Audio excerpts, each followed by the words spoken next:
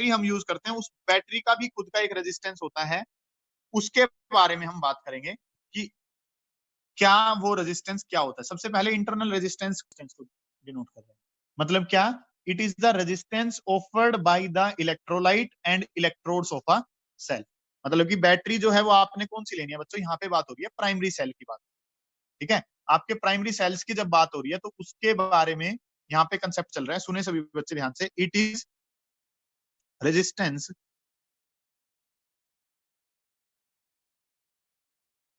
Offered by the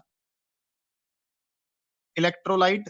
बच्चों पहले मैं इसको केमिस्ट्री समझा के इसके पीछे की तब समझाया करता, लेकिन उसका कहीं पे भी कोई यूज मेरे को नहीं लगा, आध पौना घंटा खराब करने वाली बात लगती थी, इसलिए अब से मैंने उसको बताना छोड़ दिया। It is the resistance offered by the electrolyte and electrodes of a cell.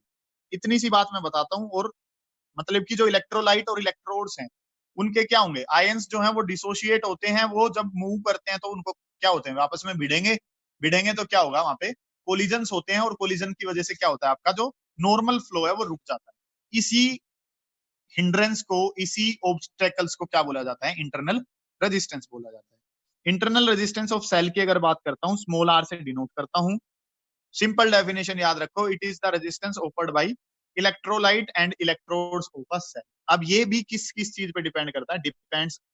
बच्चों ये जो चीजें हैं इंपॉर्टेंट हैं, 2 नंबर में या 1 नंबर में आ सकती है।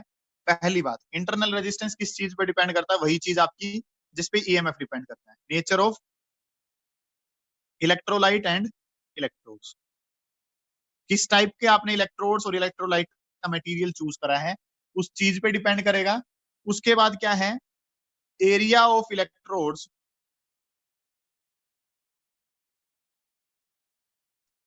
इमर्ज्ड इन द इलेक्ट्रोलाइट, ठीक है। ये आपने वो पढ़ लिया होंगे ना, सोल्ट ब्रिज वाला सिस्टम सा, शायद 11th में होता है क्या, कि आपकी इलेक्ट्रोड्स जो है वो इस टाइप से हम क्या करते हैं, डिप करके रखते हैं। तो जितना एरिया क्या हाँ होगा आपका, जितना ज्यादा एरिया आप डिप करते हैं उतना ज्यादा इंटरनल रेजिस्टेंस आपका होता है। फिर उसके बाद है बच्चों डिस्टेंस बिटवीन द इलेक्ट्रोड्स, इस चीज पे भी डिपेंड करेगा, लेंथ होगी ना एक तरीके से, डिस्टेंस बिटवीन द इलेक्ट्रोड्स। ये चीज बच्चों बड़ी इंपॉर्टेंट है। ये डिपेंड और डजंट डिपेंड, ये आज आपने जरूर याद रख लेना है कि इंटरनल रेजिस्टेंस जो है वो क्या होता है, इलेक्ट्रोलाइट और इलेक्ट्रोड्स के बीच का जो रेजिस्टेंस है उसको क्या कहा जाता है, इंटरनल रेजिस्टेंस कहा जाता है। डिपेंड किस चीज पे करता है, नेचर ऑफ इलेक्ट्रोलाइट पे और इलेक्ट्रोड्स पे। उसके बाद एरिया डिप्ट इन द इलेक्ट्रोलाइट पे डिपेंड करता है, और किस चीज पे डिपेंड करता है, आपका डिस्टेंस बिटवीन द इलेक्ट्रोड्स पे। सिंपल सी चीजें हैं बच्चों, याद रख लोगे ज्यादा बेटर है। मैं लंबी चौड़ी कहानियां सुना के आपको ये बात बताऊंगा तो वो थोड़ी सी मुश्किल पड़ती है, इसलिए टू द पॉइंट चलते हैं। अब जो काम करा रहा हूँ मोस्ट इंपोर्टेंट कंसेप्ट है। जैसे मैंने एक बात आपको बताई थी, E is equal to minus d v by d r, कि बच्चों ये डेरिवेशन बड़ा इंपॉर्टेंट है। उसी टाइप से अब जो ये डेरिवेशन है ये भी बड़ी इंपॉर्टेंट है, सभी बच्चे ध्यान से सुनेंगे क्या चीज, वो क्या है, इंटरनल रेजिस्टेंस ऑफ सेल की आपने डेरिवेशन करनी, internal resistance of cell. Internal resistance of cell आप निकालना चाहते हैं, स्मॉल आर। तो इसके लिए आपने क्या कर लिया, कोई ईएमएफ का सोर्स है ई, ठीक है। आपने इसका जो इंटरनल रेजिस्टेंस, इसका खुद का रेजिस्टेंस ना बच्चों, इसके नीचे ऐसे ही करके लिखा जाता है। कोई बैटरी जो है उस बैटरी का अगर इंटरनल रेजिस्टेंस है तो उसको हम ऐसे ही नीचे स्मॉल है, कि जब ये पॉजिटिव पोलैरिटी इस वाले की पॉजिटिव पोलैरिटी से कनेक्ट होती है, तो यहाँ से E1R1 सेल था, एक E2R2 था, इससे करंट I1 आया, इससे करंट I2 आया, दोनों ने मिला के करंट कितना बना दिया, I। ये जो I है ये किसके बराबर है, I1 प्लस I2 के बराबर है। अब आपको पता है इन दोनों के बीच में जो पोटेंशियल डिफरेंस है वो VAB है, जिसको आपने क्या मान लिया, V।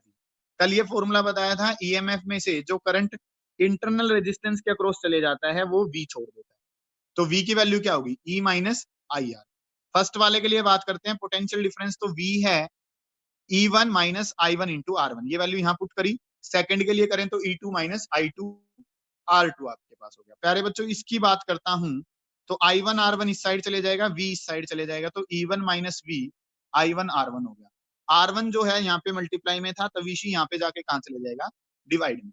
सेकंड की बात करता हूं बच्चों, I2 R2 E2 minus V, I2 यहीं रखूंगा तो R2 कहाँ चले जाएगा, डिवाइड। अब आपको क्या पता है, टोटल जो करंट है वो I1 प्लस I2 है।